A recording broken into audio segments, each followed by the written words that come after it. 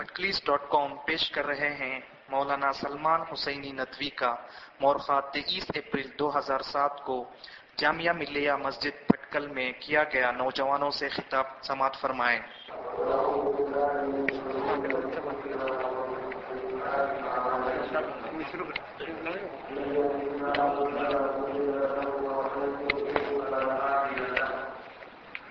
ونشهد أن لا إله إلا الله وحده لا شريك له ونشهد أن سيدنا ومولانا محمدا عبده ورسوله صلى الله تعالى عليه وعلى آله وأصحابه وأزواجه وذرياته وأهل بيته وبارك وسلم تسليما كثيرا كثيرا. أما بعد فأعوذ بالله من الشيطان الرجيم. بسم الله الرحمن الرحيم. إنهم فتية آمنوا بربهم وزدناهم هدى وربطنا على قلوبهم إذ قالوا فقالوا ربنا رب السماوات والأرض لن ندعو من دونه إلها لقد قلنا إذا شططا هؤلاء قوم اتخذوا من دونه آلهة لولا يأتون عليهم بسلطان بين فمن أظلم ممن افترى على الله كذبا. صدق الله العظيم. میرے عزیز ساتھیوں، ملت کے نوجوانوں، مسلم یوتھ فیڈریشن بھٹکل سے تعلق رکھنے والے فرزندوں اور سپوتوں، آپ کے درمیان میں اپنے کو اس وقت اللہ کے اس گھر میں پاتے ہوئے بڑی سعادت محسوس کر رہا ہوں، اور مسلمانوں کی جس طبقے سے اس وقت مجھے بات کرنے کا موقع مل رہا ہے وہ طبقہ نوجوانان، اور یہ وہ طبقہ ہے جو ملت کے اعصابی نظام میں سب سے زیادہ مؤثر اور طاقتور ہے۔ یہ وہ طبقہ ہے جس سے ملتوں کی زندگی جڑی ہوئی، ملتوں کا عروج اور ملتوں کا اقبال اسی طبقے سے وابستہ ہے۔ یہ وہ طبقہ ہے کہ جس کے بارے میں حضور صلی اللہ علیہ وسلم نے فرمایا نصرت بالشباب، مجھے جوانوں کے ذریعے سے مدد بہم پہنچائی گئی، جوان کام آئے، مدد کے لیے وہ آگے بڑھے۔ یہ حضور صلی اللہ علیہ وسلم کی دعوت اور انبیائی کوشش کی تاریخ کے ابتدائی دور کا اظہار ہے، اور پھر یہ ابتدائی دور ہر دور میں نوجوانوں کو اس اسلامی تحریک سے منسلک کرتا رہا اور انبیائی مشن سے جوڑتا رہا۔ انبیاء کرام جو خاتم النبیین سے پہلے دنیا میں تشریف لائے، ان کو بھی نوجوانوں نے مدد بہم پہنچائی، اور آخری نبی صلی اللہ علیہ وسلم نے تو اس بات کا برملا اظہار فرما دیا۔ اکثر و بیشتر افراد کہ جنہوں نے آپ کی تحریک میں ابتدا ہی سے آپ کا ساتھ دیا، وہ 20, 25, 30 سال کی عمر کے لپیٹے میں تھے۔ کم لوگ ایسے تھے جو اس سے اوپر کی عمر کے تھے، جن کی عمر 35 سال، 37 سال، 39 سال یا کم و بیش تھی۔ زیادہ تر وہ افراد تھے کہ جو کم عمر تھے اور جو جوانی کی دہلیز پر قدم رکھ رہے تھے، طفولت کے دور سے گزر رہے تھے، نوجوانی کے ایام گزار رہے تھے، یا پختہ جوانی میں داخل ہو چکے تھے. یہ وہ لوگ تھے جنہوں نے ایک عظیم الشان عالمگیر آفاقی تحریک کی ذمہ داریاں قبول کی. یہ وہ لوگ تھے جو نبی پاک علیہ الصلوۃ والسلام کے انصار بنے، دین کے ناصر بنے، اس کے حامی اور مددگار بنے. واقعہ یہ ہے کہ عمر کا یہ مرحلہ جسے ہم نوجوانی سے یا جوانی سے تعبیر کرتے ہیں، بہت ہی نازک مرحلہ ہوتا ہے، بہت حساس مرحلہ ہوتا ہے. یہ دو دوروں کے بیچ کا ایک ایسا عبوری مرحلہ ہوتا ہے کہ جس میں طاقت اور قوت اور صحت اپنے عروج پر ہوتی ہے، اور یہی دور ہدایت اور گمراہی کی شدید ترین کشمکش کا ہوتا ہے. یہیں پر فسق اور فجور اور تقوی اور طہارت کی مارکہ آرائی ہوتی. یہی وہ عبوری مرحلہ ہے جس میں انسان دوراہے پر کھڑا ہو جاتا ہے. ایک راہ کفر کی طرف، شرک کی طرف، الحاد اور زندقے کی طرف جاتی، اور ایک دوسری راہ ایمان کی طرف، تقوی کی طرف، انابت کی طرف اور نصرت کی طرف اور ہجرت کی طرف جاتی. دو راستے. اس دوراہے پر انسان خاص طور پر عمر کے اس مرحلے میں کھڑا ہوتا ہے جسے عربی میں مراہقت کا مرحلہ کہتے ہیں، اور پھر اس کے بعد شباب کا مرحلہ کہتے ہیں. شباب سے پہلے مراہقت کا مرحلہ ہوتا ہے کہ انسان شباب کی پختگی میں قدم رکھنا شروع کرتا ہے. ابھی بلوغ کے تجربات سے وہ گزرا نہیں، لیکن ان تجربات کی دہلیز پر ہے، اور اس کے اندر بہت سے ایسے جذبات نمو پا رہے ہیں جن جذبات کا انحراف ایک سیل رواں کی شکل میں تنکوں کو بہا لے جائے گا. اور اسی کے ساتھ ساتھ دوسری طرف عنفوان شباب کا یہ دور یا ابتدائی جوانی کا یہ دور ایک ایسا خود سیل رواں بن جاتا ہے جو باطل کے خس و خاشاک کو بہا کر کہیں دور پھینک دیتا ہے. یہ دور ہے قوت کا اور طاقت کا. اس دور میں افراد سے بڑے بڑے کام لیے جا سکتے ہیں. ان افراد کو تعمیری کاموں میں بھی لگایا جا سکتا ہے، اور پھر حیرت انگیز تعمیری کام انجام دیے جا سکتے ہیں، اور تخریبی کاموں میں بھی لگایا جا سکتا ہے، اور حیرت انگیز تباہیاں اور ہلاکتیں مچائی جا سکتی ہیں. یہ کنسٹرکٹیو پاور بھی ہے اور ڈسٹرکٹیو پاور بھی ہے. دونوں طرح کی صلاحیتیں خدا تعالیٰ نے ان کے اندر رکھی، اور یہ صرف انہی کے اندر نہیں رکھی ہیں بلکہ نفس انسانی کی تشکیل خالق نفس نے اس طرح فرمائی ہے کہ اس میں تقوی بھی ودیت ہے، فجور بھی ودیت ہے. فرمایا گیا وَنَفْسٍ وَمَا سَوَّاهَا فَأَلْهَمَهَا فُجُورَهَا وَتَقْوَاهَا.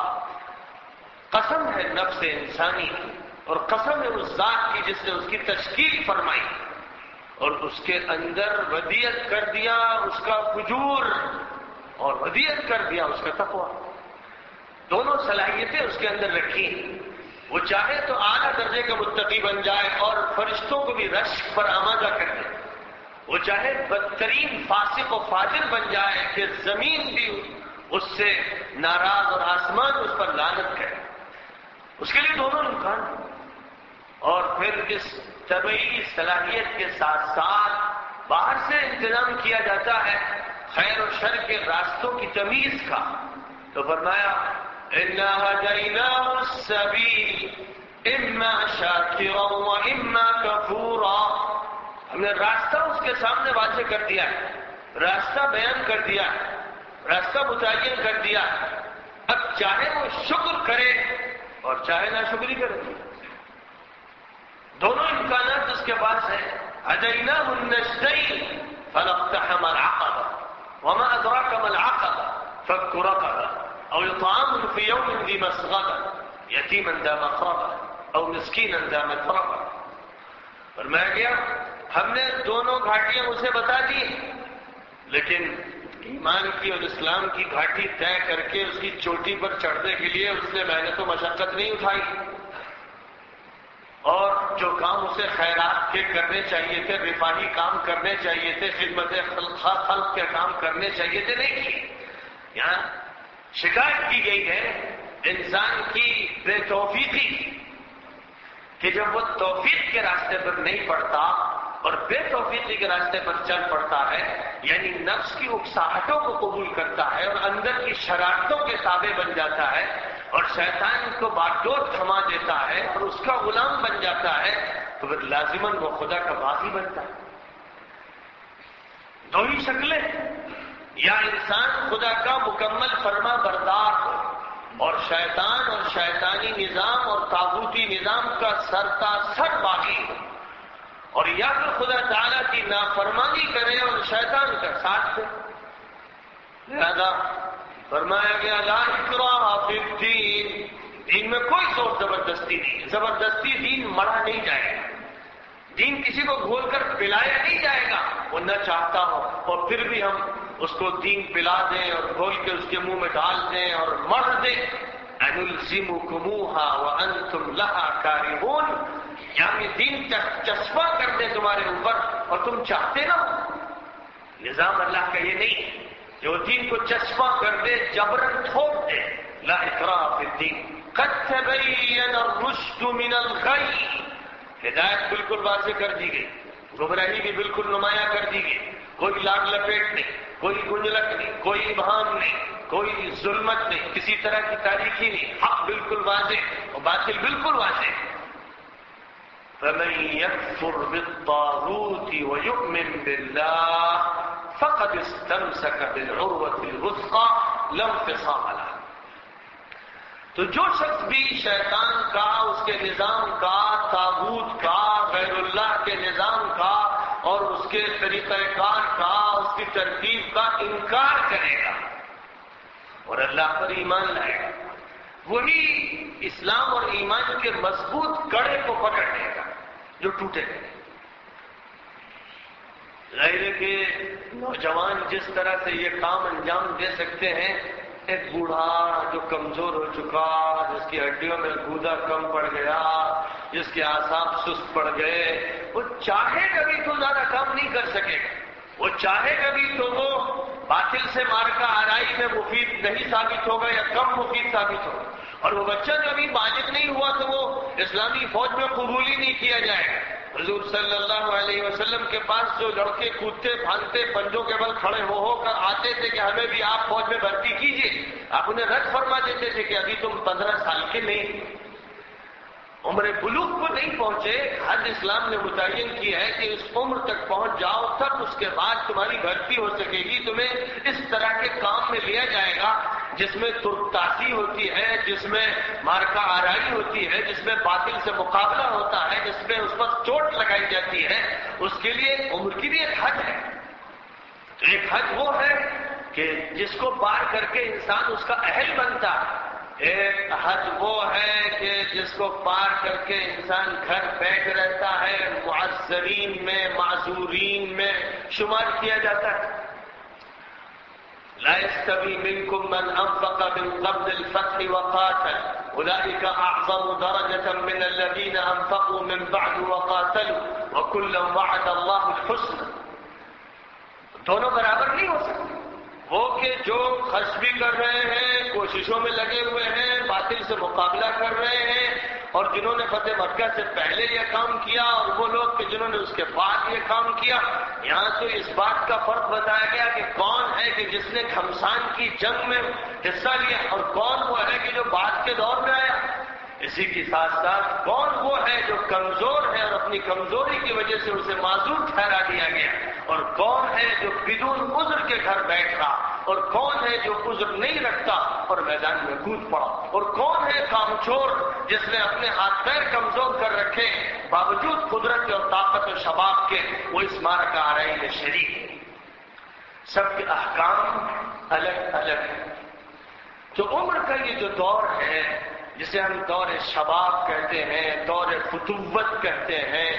جوانی اور نوجوانی کا دور کہتے ہیں، یہ دور فیصلہ کن دور ہے. اس سے تاریخیں بنتی ہیں،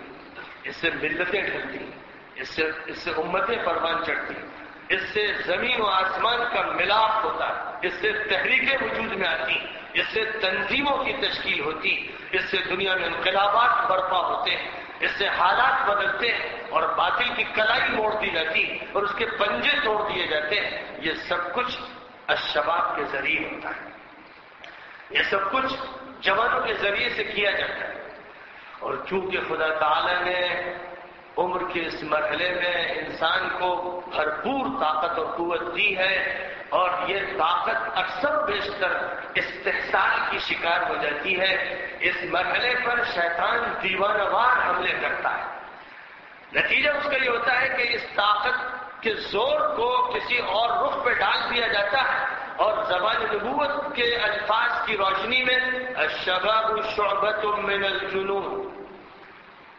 شباب جو ہے وہ جنون کا ایک حصہ ہے۔ آدمی دیوانہ ہوتا ہے، جذبات بہت تیز و تند ہوتے ہیں، جیسے سیل رون کے جذبات، جیسے ہواؤں کے جھکڑ کی صورتحال ہوتی ہے، ویسی صورتحال اس دور کی تندی کی اور تیزی کی ہوتی ہے۔ معلوم ہوتا ہے کہ جذبات کی آندھیاں چل رہی ہیں، خون کے فوارے چل رہے ہیں۔ اگرچہ ساتھ ساتھ یہ بھی عرض کرتا چلوں کہ یہ باتیں اس وقت کی تھیں جب لوگ برائیوں سے، انحرافات سے، بدکاریوں سے اور برائیوں سے بڑی حد تک محفوظ تھے، جب ان کے جسم کی طاقت ریزرو تھی اور ویسٹ نہیں ہو رہی تھی، جب طرح طرح کی بیماریاں پھیلی نہیں تھی، جب ایسی غذائیں جو مسموم ہیں عام نہیں ہوتی، جب لوگ چاٹ کے اور طرح طرح کی لذیذ غذاؤں کے شوقین نہیں ہوئے تھے، جب لوگ جدوجہد کرتے تھے اور کثرت سے پیدل چلتے تھے اور سواریاں چلاتے تھے اور گھوڑ سواری کرتے تھے اور خچر پر اور گدھوں پہ چلتے تھے اور پھر اس کے بعد سائیکل چلایا کرتے تھے، جب ان کے اعضاء اور ان کے قوہ حرکت میں ہوتے تھے اور ان کے مسلز کا امتحان ہوتا رہتا تھا، تو اس وقت واقعی جوان کچھ ایسا ہی ہوتا تھا۔ آج کی صورتحال کچھ اور ہے، آج جوان بوڑھوں سے اور ادھیڑوں سے زیادہ بیمار ہیں، آج ان کی صحتیں خراب ہیں، آج ان کے معدے متاثر ہیں، آج ان کی عادتیں بگڑی ہوئی ہیں، آج وہ چند قدم بھی پیدل نہیں چلنا چاہتے، اگر گھر سے دکان بھی جائیں گے تو موٹر سائیکل پر، ہیرو ہانڈا پر، کار پر، تھوڑے سے فاصلے کو بھی وہ سواری پر طے کرنا چاہتے ہیں، اور سواری بھی ایسی نہیں کہ جس میں ہاتھ پیر چلانے پڑے، یعنی سائیکل کی طرح یا گھوڑے کی طرح، بلکہ ایسی سواری کہ بس جو میکینک طریقے پر چل رہی، جس کی مشین خود اسے دوڑا رہی، جس میں آپ کی کوئی قوت اور آپ کی انرجی لگ ہی نہیں رہی، اور اس انرجی کے بڑھنے کا کوئی انتظام ہی نہیں ہو رہا۔ اس لیے بہت ممکن ہے کہ میری بہت سی باتیں بہت سے نوجوانوں پر چسپاں نہ ہوں اور وہ ان کے مصداق نہ ہوں، لیکن بالعموم جو مرحلے جو ہیں شیخوخت کے یا بڑھاپے کے اور طفولت کے یا بچپن کے، ان کے بیچ کا یہ مرحلہ بڑی اہمیت کا حامل ہے، اور یہ ایسی اہمیت ہے جس کو اللہ کی کتابوں نے تسلیم کیا، اللہ کے نبیوں نے تسلیم کیا، مصلحین نے تسلیم کیا، مجددین نے تسلیم کیا، اور اس لیے نوجوانوں کو توجہ کا مرکز بنایا، ان کو خطاب کیا، ان کو کام سے لگایا، ان کو ذمہ داریاں دیں، بلکہ بہت سے موقع پر انہیں بوڑھوں پر ترجیح دی۔ حضور صلی اللہ علیہ وسلم کو اطلاعات مل رہی ہیں کہ مکہ مکرمہ سے ایک لشکر جرار نکل کھڑا ہوا ہے اور وہ مدینہ منورہ کا نرغہ کرنے والا ہے، حملہ بہت طاقتور اور سخت ہوگا، 3000 افراد کی فوج آ رہی، ہتھیاروں سے لیس ہے، اور اس نے قسم کھا رکھی ہے کہ مسلمانوں سے بدر کا بھرپور انتقام لیا جائے گا۔ ایسی صورتحال میں جب وہ فوج قریب آتی چلی جا رہی، حضور صلی اللہ علیہ وسلم مسجد نبوی میں ایک میٹنگ کال کرتے ہیں اور اس میں یہ صورتحال سامنے رکھتے ہیں، دشمن بالکل مدینے کے اندر گھس کے حملہ آور ہوا چاہتا ہے، کیا رائے ہے؟ اور اس کے بعد آرا آنا شروع ہوتی، آپ بھی اپنی رائے پیش فرماتے ہیں۔ دیگر کبار صحابہ بزرگ صحابہ بھی رائے پیش کرتے ہیں کہ ہمیں یہ چاہیے کہ اپنے محلوں میں رہیں، اپنے مکانات میں رہیں، دشمن کو اپنی گلیوں میں گھسنے دیں، اور جب وہ گلیوں میں گھسے تو ناکہ بندی کر لیں، ناکہ بندی کر کے محلوں میں انہیں گھیر کر اور بند کر کے ان سے لڑائی لڑی جائے، عورتیں کوٹھوں پر سے انگارے پھینکیں اور تیر برسائیں اور ڈھیلے ماریں، اور اس طرح دشمنوں کو گھیر کے ختم کیا جائے، رائے یہ۔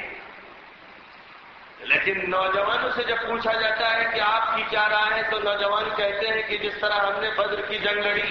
اور 150 کلومیٹر مدینہ منورہ سے آگے بڑھے اور ایک میدان میں جا کر کفر سے مقابلہ کیا اور اس کے چھکے چھڑائے، ہم اللہ کی اس نصرت پر یقین رکھتے ہوئے یہ چاہتے ہیں کہ باہر نکل کر جنگ کی جائے، گھر پہ ہم بیٹھے نہ رہیں۔ حضور صلی اللہ علیہ وسلم نے جوانوں کی بات بھی سنی اور بوڑھوں کی بات بھی سنی اور ادھیڑوں کی بات بھی سنی، اور اس کے بعد مجلس سے اٹھے، گھر تشریف لے گئے۔ گھر جا کر آپ نے جنگ کا لباس زیب تن فرمایا، جسم پر زرہ پہنی، اس کے اوپر ایک اور زرہ پہنی، سر پر خود لگایا، تلوار حمائل کی، تیر اور ترکش لیا اور باہر نکلے۔ ایک فوجی کی وردی ہے، جنگی لباس میں باہر تشریف لائے، مشورے کی میٹنگ ابھی چل رہی، لوگ دیکھ کے حیران ہو، ابھی تو ہمارا مشورہ ختم نہیں ہوا، آپ نے کیا فیصلہ فرمایا؟ ارشاد فرمایا کہ اب فیصلہ یہی ہے کہ باہر نکل کر جنگ کرنا ہے، گویا کہ میں نے نوجوانوں کی رائے قبول کر لی۔ نوجوانوں کی رائے قبول کر لی گئی تاکہ ان کے حوصلے بلند رہیں، ان کی ہمتیں پست نہ ہوں، اور وہ یہ نہ محسوس کریں کہ مسلمان ڈر کر اور دب کر گھروں میں چھپ کر جنگ کرنا چاہتے ہیں۔ ان کے اندر جذبات ہیں اور یہ جذبات باقی رہنے چاہیے، پروان چڑھنے چاہیے۔ لہذا نبی پاک علیہ الصلوۃ والسلام نے جذبات کی پذیرائی فرمائی اور جذبات کی تعریف کرتے ہوئے اور ان جذبات کو قبول کرتے ہوئے یہی فیصلہ فرمایا کہ نکلنا ہے علاقے سے اور بہت پہاڑ کے دامن میں مورچہ سنبھالنا۔ حضور اکرم صلی اللہ علیہ وسلم نے قیادت کی باغ ڈور بہت سے موقعوں پر بڑے بڑے بزرگوں کی موجودگی میں جوانوں کو دی۔ حضرت زید ابن حارثہ جو حضور پاک علیہ السلام کے متبنہ تھے، یعنی شروع میں لے پالک تھے جب تک تبنی کی رسم منع نہیں تھی، انہی کے صاحبزادے اسامہ ابن زید ابن حارثہ جو حب رسول اللہ صلی اللہ علیہ وسلم کہلاتے تھے، یعنی حضور کے محبوب اور چہیتے، 17 سال کی عمر میں حضور نے بڑی بڑی جنگوں کی مہمات کی قیادت ان کو سونپی اور ان کے ساتھ ابو بکر کو بھیجا، کبھی عمر کو بھیجا، کبھی بڑے بڑے بزرگوں کو ان کے زیر قیادت بھیجا تاکہ نوجوانوں کی ہمت افزائی ہو، ان کی حوصلہ افزائی ہو، انہیں کام دیے جائیں، ان سے تجربات کرائے جائیں، اور یہ نہ کہا جائے کہ تمہیں ابھی کیا معلوم، تمہارا کیا تجربہ، تم ابھی اس قابل نہیں ہو۔ وہ بزرگوں کا کام یہ نہیں ہے کہ ان کی ہمتیں پست کریں اور ان کو یہ سمجھائیں کہ ابھی تم بچے ہو۔ ظاہر ہے کہ جس کی داڑھی سفید ہے اس کے سامنے جس کی داڑھی کالی ہے وہ ابھی بچہ ہے، لیکن وہ جوانی کی جس عمر میں ہے، اس عمر میں اسے بڑے بڑے کام کرنا، اگر اس کی ہمت پست کر دی گئی اور اس سے کام لے لیے گئے، اسے بزرگوں کو کام سونپے گئے تو تحریک کمزور پڑ گئے۔ حضور اکرم صلی اللہ علیہ وسلم نے جب مکہ مکرمہ فتح فرمایا تو فتح مکہ سے پہلے تک قیادت مکے کی اور مشرکین کی ابو سفیان کے ہاتھ میں، اور ابو سفیان تجربے کار، جہاں دیدہ، جنگوں کے کمانڈر، قائد اور لیڈر تھے، لیکن حضور صلی اللہ علیہ وسلم نے فتح مکہ کے بعد لیڈرشپ ابو سفیان کو نہیں دی، حالانکہ صرف فتح مکہ کے موقع پر یہ بات ہے ارشاد فرمائی من دخل دار ابی سفیان فهو آمن، جو بھی ابو سفیان کے گھر میں داخل ہو جائے گا اسے پناہ دے دی جائے گی، اس کو چھیڑا نہیں جائے گا۔ ان کی قیادت کی لاج رکھی آپ نے، لیکن جب مسئلہ آیا نئی قیادت کا تو عتاب ابن اسید کو جو 17-18 سال کے نوجوان تھے مکے کا گورنر بنایا۔ مکے کی گورنمنٹ، مکے کی گورنرشپ، مکے کی حکومت، مکے کے اقتدار، مکے میں فوجی کارروائیوں کی ذمہ داری عتاب ابن اسید کو سونپی گئی۔ حالانکہ بہت سے بزرگ بڑی بڑی عمر کے لوگ تجربے کار موجود تھے جنہوں نے مدینہ منورہ میں بہت سے تجربے کیے اور بڑی بڑی جنگوں میں اپنی مہارت کا اظہار کیا، لیکن نگاہ نبوت نے ایک نوجوان کو منتخب کیا، اس لیے کہ آپ جانتے تھے کہ نوجوان جس قدر انرجی رکھتا ہے، یہ جتنا لمبا کام کر سکتا ہے، عمر کا جتنا بڑا دور اسے حاصل ہوگا، اور اپنی قوت کو راست طریقے پر ہدایت اور گائیڈنس میں یہ جس طرح استعمال کرے گا دوسرا نہیں کر سکے گا۔ آج ہماری بہت سی تحریکات، تنظیمات، ادارے اس لیے کمزور ہیں کہ ہم نوجوانوں کو قیادت کی پوزیشن سے ہٹا دیتے ہیں اور بزرگوں کو قیادت سونپتے ہیں، وہ قیادت کی جس میں حرکیت چاہیے، فعالیت چاہیے۔ بزرگوں کو مشورے کے لیے رہنا چاہیے، رہنمائی کے لیے رہنا چاہیے، ہاتھ پکڑنے کے لیے رہنا چاہیے، غلطی بتانے کے لیے رہنا چاہیے، بصیرت دینے کے لیے رہنا چاہیے۔ لیکن جو کام ایکٹیویٹی چاہتے ہیں، نشاط چاہتے ہیں، سرگرمی چاہتے ہیں، طاقت چاہتے ہیں، وہ بھی اگر بزرگوں کے سر رکھ دیے جائیں گے تو کام نہیں بنے گا۔ قرآن پاک کی سورۃ البقرہ میں ایک مثال اسی سلسلے میں دی گئی ہے کہ بنی اسرائیل کے ذمہ دار حضرت سموئیل علیہ السلام کے پاس گئے، جن کی عمر 80 سال ہو چکی تھی، اور بنی اسرائیل کے وہ ایک نبی تھے۔ یہ اس دور کی بات ہے جب فلسطین کے مشرکین بنی اسرائیل پر حملے کر کر کے ان کی کمر توڑ رہے تھے، اور بیت المقدس کی اینٹ سے اینٹ بجا دی تھی، اور بائبل کے نسخے جلا دیے تھے، اور جو تابوت رکھا ہوا تھا بیت المقدس کے اندر، جس میں حضرت موسیٰ کی چھڑی تھی، اور حضرت موسیٰ کا آبا تھا، اور ان کا امامہ تھا، اور حضرت ہارون کے متروکات تھے، اور ان کی اولاد کے بہت سے متروکات اس صندوق و تابوت میں بند تھے، وہ بھی مشرکین اٹھا کر لے گئے تھے۔ اس موقع پر جب ذمہ دار حاضر ہوئے اور انہوں نے کہا کہ حضرت آپ ہمارے لیے ایک کمانڈر کا، ایک بادشاہ کا تقرر فرما دیجیے، تو انہوں نے حضرت طالوت کا تقرر کیا۔ طالوت اچھے ڈیل ڈول کے تھے، لمبے قد کے تھے، عمدہ طاقت کے تھے اور جوان۔ حضرت سموئیل نے حضرت طالوت کا انتخاب کیا، وَفَمَا إِنَّ اللَّهَ اصْطَفَاهُ عَلَيْكُمْ وَزَادَهُ بَسْطَةً فِي الْعِلْمِ وَالْجِسْمِ۔ اللہ نے ان کا انتخاب فرمایا ہے، اور اللہ نے ان کو جسم میں بھی قوت عطا فرمائی، جسم بھی مضبوط دیا ہے اور علم بھی قوت عطا کیا ہے۔ قیادت کے لیے یہی دو چیزیں ضروری ہوتی ہیں۔ وہ قیادت جو حرکیت چاہتی ہے، جو ایکٹیویٹی چاہتی ہے، جو سرگرمی چاہتی ہے، اس کے لیے دو چیزیں ضروری ہیں قرآن کے نص قطعی کی روشنی میں، ایک الزیادہ فی الجسم اور ایک الزیادہ فی العلم۔ جو آدمی معلومات کا ایک گنجینہ بہت علم رکھتا لیکن جسم اس کا کمزور و بیمار، وہ فعال قیادت نہیں دے سکتا۔ جو آدمی بڑا توانا جسم رکھتا ہو، پہلوان، لیکن علم و معرفت نہ رکھتا، وہ لڑائی کشتی کر سکتا ہے، کبڈی کر سکتا ہے، لیکن قیادت کی اہلیت نہیں رکھتا۔ قیادت کی اہلیت کے لیے دونوں چیزیں مطلوب ہیں۔ ایک طرف مطلوب ہے جسمانی قوت اور صحت، اور دوسری طرف مطلوب ہے وسعت علم۔ یہاں علم کی گہرائی بھی اتنی مطلوب نہیں۔ ایک فن میں آپ کی مہارت ہے، آپ بڑے اچھے مفسر ہیں، آپ بڑے اچھے محدث ہیں، آپ بڑے اچھے مفتی و قاضی ہیں، تو آپ قائد نہیں بن سکتے۔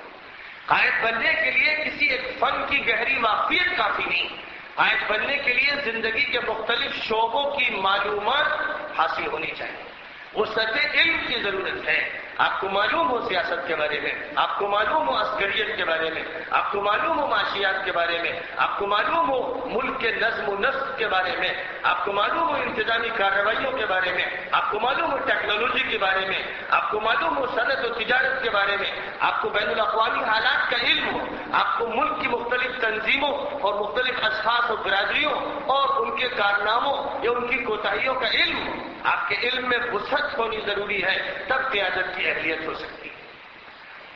تو حضرت طالوت کا انتخاب کیا گیا اس بنیاد پر کہ خدا تعالی نے جسمانی اعتبار سے بھی ان کو قوت و توانائی عطا فرما رکھی تھی، اور علمی اعتبار سے، نالج اور سائنس کے اعتبار سے بھی ان کو وسعت عطا کر رکھی تھی۔ میرے بزرگوں، اللہ تعالیٰ نے قرآن پاک کی سورۃ الکہف میں نوجوانوں کا تذکرہ بڑی قدر افزائی کے ساتھ فرمایا ہے، بڑی محبت کے ساتھ فرمایا ہے، اور بڑی نوازشوں کے ساتھ فرمایا ہے۔ سورۃ الکہف میں جو بنیادی واقعہ بیان کیا گیا ہے، یعنی غار والوں کا واقعہ، یہ غار والے بوڑھے نہیں تھے، یہ غار والے بچے نہیں تھے، یہ غار والے ادھیڑ عمر کے نہیں تھے، یہ جوان تھے، اور غار والے مشہور ہو گئے، ورنہ یہ اصلاً غار والے نہیں تھے، یہ انقلابی تھے، یہ انقلابی نوجوان تھے، یہ ملک کے حالات کو بدلنے والے نوجوان تھے، یہ حکومت وقت کے نقطۂ نظر سے ٹکرانے والے نوجوان تھے، یہ باطل نظام کو چیلنج کرنے والے نوجوان تھے، یہ مشرکانہ اور کافرانہ نظام سے مورچہ لینے والے نوجوان تھے، جنہوں نے باوجود اپنی مختصر سی تعداد کے وقت کی حکومت کو چیلنج دے دیا اور کہا اِنَّهُمْ فِتْيَةٌ آمَنُوا بِرَبِّهِمْ وَزِدْنَاهُمْ هُدًى۔ وہ جوان تھے جو اپنے پروردگار پر ایمان لائے۔ پہلی بات جو ارشاد فرمائی گئی کہ وہ ایسے جوان تھے جو مومن تھے، اپنے رب کو ماننے والے، اس کی ربوبیت کو ماننے والے، اس کی خلاقی کو ماننے والے، اس کی رزاقی کو ماننے والے، فعال لما یرید کو ماننے والے، حاکم مطلق کو ماننے والے۔ وہ جانتے تھے کہ طاقتوں کا مرکز ذات ربانی ہے۔ ان کے دل کی کیفیت یہ تھی، اللہ کو مانا اور غیر اللہ کا انکار کیا، یہ پہلی بات۔ اور جب یہ بات حاصل ہوتی ہے، اس سینے پر قدم رکھا جاتا ہے، تو اللہ کی طرف سے کیا ہوتا ہے؟ وَزِدْنَاهُمْ هُدًى۔ آپ ایمان کو قبول کیجئے اور ایمان کو جمائیے، پھر خدا تعالیٰ آپ کی ہدایت میں اضافے کرے گا، آپ کی رہنمائی کرے گا، آپ کو راستہ دکھائے گا، آپ کو بصیرت دے گا، آپ کو نگاہ کو عطا فرمائے گا، جس سے خیر و شر کو آپ پہچاننے لگیں گے۔ پھر خدا آپ کا ساتھی بن جائے گا، پھر خدا آپ کا دوست بن جائے گا، پھر خدا آپ کے دل میں نور ڈالے گا، پھر خدا آپ کی روح کو جگمگا دے گا، پھر آپ کے ذہن کو خدا مجلہ مصفہ بنائے گا۔ وَزِدْنَاهُمْ هُدًى، ہم نے ہدایت میں ان کی اضافہ کیا۔ وَرَبَطْنَا عَلَى قُلُوبِهِمْ إِذْ قَامُوا، اور جب وہ کھڑے ہوئے باطل طاقت کے سامنے تو ہم نے ان کے دل مضبوط کر دیے۔ ان کے ایمان کا یہ نتیجہ تھا۔ ایک مومن جب باقی سچے ایمان کے ساتھ اللہ کے کام کے لیے آگے بڑھتا اور اللہ کی محبت کا قدم بڑھاتا تو اللہ کی کیسی کیسی نوازشیں ہوتی ہیں، ان کو جاننا ہے تو بس انہی سے پوچھئے کہ جو اللہ کی نوازشوں کو حاصل کر چکے اور جن پر خدا کی خصوصی کرم فرمائیاں، ان سے پوچھئے۔ یہ قیاس والی چیز نہیں ہے، اس کو آپ محض اجتہاد سے نہیں سمجھ سکتے، اس کی لذت چکھی کے معلوم ہوتی۔ تو فرمایا وَزِدْنَاهُمْ هُدًى، ہم نے ان کی ہدایت میں اضافہ کیا۔ جیسے وہاں فرمایا وَالَّذِينَ جَاهَدُوا فِينَا لَنَهْدِيَنَّهُمْ سُبُلَنَا وَإِنَّ اللَّهَ لَمَعَ الْمُحْسِنِينَ، جو لوگ بھی ہمارے لیے، ہماری خاطر، ہمارے کاموں میں، ہمارے راستے میں محنت کریں گے، کوشش کریں گے اور اپنی تمام صلاحیتیں نچوڑ کے رکھ دیں گے، پھر ہم انہیں راستے دکھائیں گے، پھر ہم دکھائیں گے۔ پھر وہ کتاب پڑھے نہ پڑھے، استاد ہو یا نہ ہو، اسکول اور کالج ہو یا نہ ہو، ہم ایسے امی کو بھی پھر ایسا علم دیں گے کہ وہ بڑے بڑوں کو پڑھائے گا۔ پھر خدا اسے راستے دکھاتا ہے، سجھاتا ہے، بصیرت عطا فرماتا ہے، نور نصیب فرماتا ہے۔ اور یہ نور ہی ہے جو علم کی جان ہے۔ علم نام ہے الفاظ کا بھی، کتابوں کا بھی، روشنائی کا بھی، چھاپے خانے کا بھی۔ علم نام ہے گردانوں کا بھی، رٹ کا بھی۔ علم یہ سب کچھ بھی ہے، لیکن یہ اصلی علم نہیں، یہ روح علم نہیں، یہ جان علم نہیں ہے۔ جان علم کچھ اور ہے، اور جان علم وہ ہے جس کو حضرت امام شافعی رحمۃ اللہ علیہ نے بیان فرمایا کہ شکوت الی وکیع سوء حفظ فاوصانی یا بترک المعاصی، اس میں لفظ کہیں رہ جاتا ہے الی ترک المعاصی فإن العلم نور من الہ ونور اللہ لا يعطى لعاصی۔ حضرت امام شافعی رحمۃ اللہ علیہ نے حضرت وکیع بن الجراح سے اس کے سلسلے میں سوال کیا تو حضرت وکیع بن الجراح کا یہ کہنا تھا کہ دیکھو، علم جو ہے وہ اللہ کی طرف سے ایک نور ہے، ایک روشنی کا نام ہے۔ یہ مدرسے کی کتابوں کا نام نہیں ہے، صرف یہ کورس کا نام نہیں، یہ سرٹیفکیٹ کا نام نہیں، یہ استادی اور شاگردی کے تعلق کا صرف نام نہیں۔ یہ تو ذریعے ہیں، سینے ہیں، راستے ہیں، وسیلے ہیں، کامیاب بھی ہو سکتے ہیں، ناکام بھی۔ اگر ان کے ساتھ معصیت جڑی ہوئی ہے تو علم ظلمت بن جائے گا۔ اور علم اللہ کا نور ہے، اور نور اللہ کا نافرمان کو نہیں دیا جاتا، جو اللہ کی نافرمانی کرتا ہے، خدا کی بغاوت کرتا ہے، احکام کو توڑتا ہے، منہیات کا ارتکاب کرتا ہے، مامورات کو چھوڑتا ہے، اسے نور نہیں ملتا۔ وہ زبان کا لقلقہ سیکھتا ہے، وہ قلم کی گلکاریاں سیکھتا ہے اور بہت سی باتیں سیکھتا ہے، اس کے چرچے شورے بھی ہو سکتے ہیں، لیکن نور الہی سے محروم ہو جاتا ہے۔ تو نور الہی اصل علم ہے جو اللہ تعالیٰ کی طرف سے انسانوں کو عطا فرما دیا جاتا، اور جب یہ علم کسی کو نصیب ہو جاتا تو پھر حقائق اس کے سامنے روشن ہوتے چلے جاتے ہیں اور وہ اللہ کے راستے میں بڑھتا ہے۔ وَالَّذِينَ جَاهَدُوا فِينَا لَنَهْدِيَنَّهُمْ سُبُلَنَا وَإِنَّ اللَّهَ لَمَعَ الْمُحْسِنِينَ۔ جو لوگ بھی ہماری خاطر ہمارے لیے ہمارے راستوں میں ہمارے طریقوں میں محنت کریں گے، پھر ہم ضرور بے ضرور ان کی رہنمائی کریں گے اور اپنے راستے انہیں دکھائیں گے، اور اللہ ان کے ساتھ ہے جو اچھا کام کرتے ہیں۔ جو اچھا کام کرتے ہیں خدا ان کے ساتھ ہے، ان کے یہاں احسان کی صفت ہوتی ہے۔ تو یہ بات یہاں پر ارشاد فرمائی گئی اور سورہ کہف میں فرمایا انہم فتیۃ آمنوا بربہم وزدناہم ھدی وربطنا علی قلوبہم اذ قاموا فقالوا ربنا رب السماوات والارض لن ندعو من دونہ الہا لقد قلنا اذا شططا۔ جس وقت وہ کھڑے ہوئے باطل طاقت کے سامنے، حکومت وقت کے سامنے، جباروں اور ظالموں کے سامنے، جلادوں اور فوجیوں کے سامنے، سپاہیوں اور سنتریوں کے سامنے، تو بے خوف ہو کر انہوں نے کیا کہا؟ کہا کہ ہمارا پروردگار ہے جو آسمانوں کا رب، زمین کا رب، فضائے وسیع کا رب، وہی تنہا مالک ہے، اس کے علاوہ کوئی مالک نہیں ہے۔ جو لوگ بھی اس کو چھوڑ کر دوسروں کو خدا کہتے ہیں اور دوسری طاقتوں پر بھروسہ کرتے ہیں، وہ ظلم کرتے ہیں، زیادتی کرتے ہیں، غلط روش اختیار کرتے ہیں، منحرف ہیں۔ یہ کہنا آسان بات نہیں۔ آج تو ہم مقولہ نقل کر رہے ہیں، ایک اقتباس سنا رہے ہیں، لیکن جلاد جس وقت تلوار سوتے کھڑے ہوئے ہوں اور حکومت وقت جیل کی سلاخوں کے پیچھے پھینکنے کے لیے تیار ہے، اس وقت اعلان حق کرنا باقی ایسی بات ہے کہ جس کو زبان نبوت میں فرمایا کلمۃ حق عند سلطان جائر افضل الجہاد۔ سب سے اعلیٰ ترین جہاد یہ ہے کہ ظالم بادشاہ کے سامنے کلمہ حق کہا جائے۔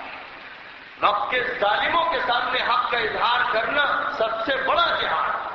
سب سے بڑی قربانی۔ یہ وہ بڑی قربانی تھی جو غار والوں نے دی، چند جوانوں نے، اور چند جوانوں نے جب یہ قربانی دی، یعنی اس کا فیصلہ کیا، تو خدا تعالیٰ کی طرف سے کرم کی بارشیں دیکھیے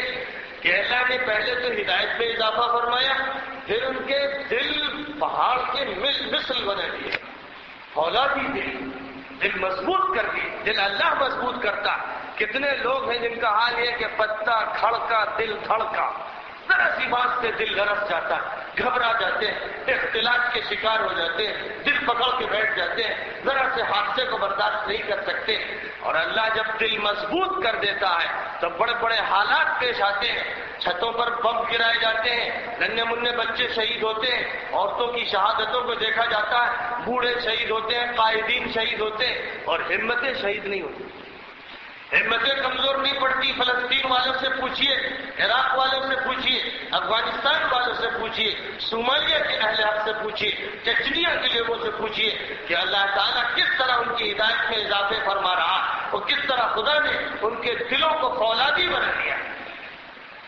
ایک ماں کے بچوں کی شہادت کی خبر دی جاتی ہے اسی دور میں، فلسطین کے اسی دور میں، تو وہ حلوہ تقسیم کرتی ہے، مٹھائی بانٹتی ہے کہ میرے بچے کو خدا نے شہادت کی نعمت عطا فرمائی۔ یہ دور پھر سے تازہ کر دیا گیا۔ ایمان کوہنا نہیں ہوتا، اللہ کی قدرت کوہنا نہیں ہوتی، اللہ کا نظام وہ سیدھا نہیں ہوتا۔ خدا ویسے ہی ہے جیسے تھا اور ویسے ہی رہے گا، اور اس کا نظام بھی ویسے ہی تر و تازہ ہے، اس میں بوسیدگی نہیں ہوتی۔ لہذا آج بھی جو شخص ابراہیم جیسا ایمان پیدا کرے گا تو خدا آپ کو دوزخ کو گلزار بنا دے گا۔ آج بھی وہ جو ابراہیم کا ایمان پیدا آپ کر سکتی ہے، انداز گلستہ پیدا، یہ بات ایک حقیقت ہے، اور یہ حقیقت نگاہوں کے سامنے ہے، اخبارات میں ہے، اور یہ حقیقت ٹی وی کی اسکرین پر دیکھی جا رہی ہے، روزانہ واقعات دیکھے جا رہے ہیں۔ کہ دنیا کی جہنمی طاقتیں خوفناک و مہلک ترین ہتھیاروں کو استعمال کر رہی ہیں، جن ہتھیاروں کے استعمال کے بعد حوصلے تو حوصلے، انسان کے فولادی عزائم بھی بالکل پسپا ہو کے رہ جائیں، اس کے باوجود جو والذین جاہدوا فینا والے لوگ ہیں، جو المحسنین ہیں، جنہوں نے اللہ سے اپنا رشتہ جوڑا ہے، اور آمنوا بربہم کے جو لوگ حامل ہیں، وہ اپنی ہدایت میں اللہ کی طرف سے ترقی پا رہے ہیں، ان کے دل مضبوط کیے جا رہے ہیں۔ وَرَبَطْنَا عَلَىٰ قُلُوبِهِمْ إِذْ قَامُوا فَقَالُوا رَبُّنَا رَبُّ السَّمَاوَاتِ وَالْأَرْضِ لَن نَّدْعُوَ مِن دُونِهِ إِلَٰهًا لَّقَدْ قُلْنَا إِذًا شَطَطًا هَٰؤُلَاءِ قَوْمُنَا اتَّخَذُوا مِن دُونِهِ آلِهَةً، یہ میری قوم کے لوگ ہیں جنہوں نے اللہ کو چھوڑ کر دوسرے بت تراش لیے ہیں، یہ دوسرے نظام کو مانتے ہیں، دوسرے قانون کو مانتے ہیں، انہوں نے اللہ کی حاکمیت کا انکار کر دیا اور اللہ کی الوہیت اور ربوبیت کو نہیں مانتے، یہ وہ لوگ ہیں اور ہم ان کو ماننے کے لیے تیار ہیں۔ پھر بس اللہ ہی نے فرمایا فَأْوُوا إِلَى الْكَهْفِ، فَأْوُوا إِلَى الْكَهْفِ، وہ حکومت وقت سے ڈر کر اور جلادوں اور جباروں سے ڈر کر چھپے نہیں تھے۔ اللہ کی طرف سے انہیں ہدایت دی گئی کہ تم اب چلے جاؤ ایک غار میں، ہم تمہاری حفاظت بھی کرنا چاہتے ہیں اور تمہیں ایک نمونہ بنانا چاہتے ہیں، اور تم بطور ایک معجزے کے 2-3 صدیوں کے بعد ظاہر ہو، ہم اپنی قدرت کا ایک نمونہ پیش کرنا چاہتے ہیں۔ وہ تو جان دینے کے لیے تیار تھے، بازی لگانے کو تیار تھے، لیکن حکم الہی وَفَأْوُوا إِلَى الْكَهْفِ، جاؤ پناہ لے لو غار میں، تمہارا پروردگار تم پر رحمت برسائے گا، تم پر نیند طاری کر دے گا، تمہارے غار تک کوئی پہنچ نہیں سکے گا، تم محفوظ رہو گے۔ وَلَبِثُوا فِي كَهْفِهِمْ 300 سِنِينَ وَازْدَادُوا 9، 309 سال وہ اپنے غار میں رہے، اور ایک کتا بھی ساتھ تھا جو غار کے دہانے میں بیٹھا رہا۔ اللہ تعالیٰ نے اس کے لیے بھی انتظام فرمایا، اور غار میں جو لوگ رہے ان کو موت نہیں دی گئی، نیند کسی عالم میں وہ رہے، کروٹیں لیتے رہے، اور غار بھی ایسا ان کے لیے منتخب کیا گیا جہاں دھوپ کی کرنیں نہ پہنچے، دھوپ کترا کترا کے گزر جائے اور ان کے جسم اس سے متاثر نہ ہو۔ سارے انتظامات کیے گئے، ان کے لیے ایسا غار منتخب کیا گیا، ان کو ہدایت دی گئی، پھر اللہ نے انتظامات کیے۔ تو میرے بزرگوں، قرآن پاک میں اس واقعے کو اس لیے نہیں بیان کیا گیا ہے کہ بس اس کو نماز کی رکعتوں میں سن لیا جائے، تراویح میں پڑھ لیا جائے یا سن لیا جائے، یا تلاوت قرآن کے دوران اس کو پڑھ لیا جائے، بلکہ قرآن میں جو واقعات بھی بیان کیے گئے ہیں، لقد كان في قصصهم عبرة لأولي الألباب ما كان حديثا يفترى، جو بھی واقعات بیان کیے گئے ہیں وہ اس لیے بیان کیے گئے ہیں کہ عبرت حاصل کی جائے، ان سے سبق لیا جائے۔ یہ کوئی کڑی ہوئی کہانی نہیں ہے، حقائق ہیں، سچے واقعات ہیں، اور انہیں بیان کیا گیا ہے تاکہ ہر دور میں نوجوانوں کو تیار کیا جائے کہ دیکھو عزم و ہمت کے ساتھ باطل کے مقابلے میں کھڑے ہونا، کبھی بھی باطل سے مت دبنا، کبھی بھی اپنے عقیدے کو مت ترک کرنا، کبھی بھی شریعت کے کسی حکم کو مت چھوڑنا، کبھی بھی کسی کا دباؤ مت اختیار کرنا۔ نبی پاک علیہ السلام سے جس وقت یہ فرمایا گیا کہ ہم نے آپ کو حق کا گواہ بنایا ہے اور آپ کو اس لیے اٹھایا ہے کہ اہل ایمان کو آپ خوشخبری دے دیں اور جو اہل باطل ہیں ان کو ڈرا دیں اور اللہ کی دعوت دیں، تو وہاں یہ بات بھی فرمائی کہ کافروں کے دباؤ میں مت آئیے گا۔ یا ایھا النبی انا ارسلناک شاہدا ومبشرا ونذیرا وداعيا إلى الله بإذنه وسراجا منيرا وبشر المؤمنين بأن لهم من الله فضلا كبيرا ولا تطع الكافرين والمنافقين ودع أذاهم وتوكل على الله وكفى بالله وكيلا۔ فرمایا کہ نبی ہم نے آپ کو ان کاموں کے لیے بھیجا، آپ اپنے کام انجام کیجئے اور جو لوگ بات مانے انہیں خوشخبری دیجئے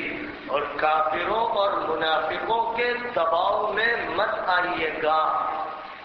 پریشرائز مت ہوئیے گا، پریشر ڈالا جائے گا، پریشر سیاست کا، پریشر طاقت کا، پریشر سزاؤں کا، پریشر جیل کا، پریشر تعاقب کا، پریشر بدنامیوں کا، پریشر ڈیفیمیشن کا، ڈیمورلائزیشن کا، ہر طرح کے پریشر ڈالے جائیں گے، لیکن آپ پریشرائز نہ ہو، آپ پریشر کو قبول نہ کریں، آپ بائی پاس کر دیں، آپ ڈرے نہیں اس سے، آپ یقین رکھیں کہ خدا کی نصرت آپ کے ساتھ۔ فاصدق بما تؤمر وأعرض عن المشركين إنا كفيناك المستهزئين۔ فرمایا کہ جو بات کہی جا رہی ہے اسے ہانکے پکارے بیان کیجیے، کھلم کھلا کہیے، لوگوں کے سامنے کہیے، بغیر کسی ڈر کے کہیے، اور شرک کرنے والوں سے مت ڈریے، ان کی فکر مت کیجیے کہ انہیں کیسا لگے گا اور وہ کس ریئیکشن میں آئیں گے۔ اِنَّا كَفَيْنَاكَ الْمُسْتَهْزِئِينَ، جو لوگ مذاق اڑا رہے ہیں ان سے ہم نمٹ لیں گے، ان سے ہم نمٹ لیں گے۔ مسلمانوں کو صرف ایک حکم ہے کہ تم کام کرو، تم کام کرو تو پھر ہم نمٹیں گے، اور تم کام نہیں کرو گے تو تم نمٹو پھر پکڑے جاؤ گے، مارے جاؤ گے، ذلیل کیے جاؤ گے، جیلوں میں ٹھوسے جاؤ گے، سر توڑے جائیں گے، ٹانگیں توڑی جائیں گی، سزائیں دی جائیں گی، قرآن تمہارے سامنے جلایا جائے گا، نعوذ باللہ اس پر پیر رکھے جائیں گے، سب کچھ ہوگا، کیونکہ تم نے کام چھوڑا تو یہ سب کچھ تمہیں سننا پڑ رہا ہے۔ کام اختیار کر لو پھر حالات بدل جائیں گے، اور کام اختیار کرنے کی بات یہ ہے کہ اللہ کے کلمے کی سربلندی کے لیے جس کوشش کی بھی معاشرے کو ضرورت ہو وہ کوشش انجام دو۔ اللہ کی مسجدوں کو آباد کرو، مدرسوں کو آباد کرو، تعلیم گاہوں کو آباد کرو، تمدن کو اسلامی اختیار کرو، اسلامی معاشیات کو اپناؤ، اسلامی تہذیب اختیار کرو، اسلامی لباس اختیار کرو، اسلامی طرز پہ کھانا کھاؤ، اسلامی طرز پر زندگی گزارو، فیشن کو مت اختیار کرو، امریکہ اور یورپ کی تہذیب کی یا بد تہذیبی کی جھوٹی چمک دمک سے متاثر مت ہو، اور یہود اور ہنود کی چالوں اور سازشوں اور مکر و فریب سے دباؤ میں مت آؤ، متاثر مت ہو، اور ان کے اثرات کو کسی بھی جگہ پر کسی شعبہ حیات میں قبول نہ کرو۔ یہ بات تمہیں طے کرنی پڑے گی۔ یا ایھا الذین آمنوا لا تتخذوا اليهود والنصارى اولیاء بعضهم اولیاء بعض ومن يتولهم منکم فإنه منهم۔ اے ایمان والو، یہودیوں کو، عیسائیوں کو اپنا دوست مت بنانا کہ جگری دوست بنا لو کہ ان کی نقالی کرنے لگو اور ان سے محبت ایسی کرو کہ دل دے بیٹھو، ایسا مت کرنا۔ وہ آپس میں ایک دوسرے کے دوست ہیں، تمہارے دوست نہیں ہیں، اور جو بھی ان سے محبت کرے گا وہ انہی میں شمار کیا جائے گا، وہ انہی میں شمار کیا جائے گا۔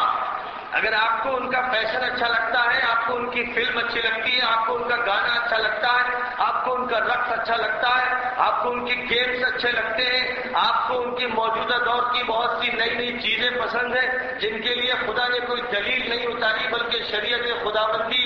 ان کے خلاف بیداری پیدا کرنا چاہتی، اگر آپ ان سے متاثر ہیں، گھروں میں ان کو لیتے ہیں، تو اللہ سے آپ کا تعلق ختم۔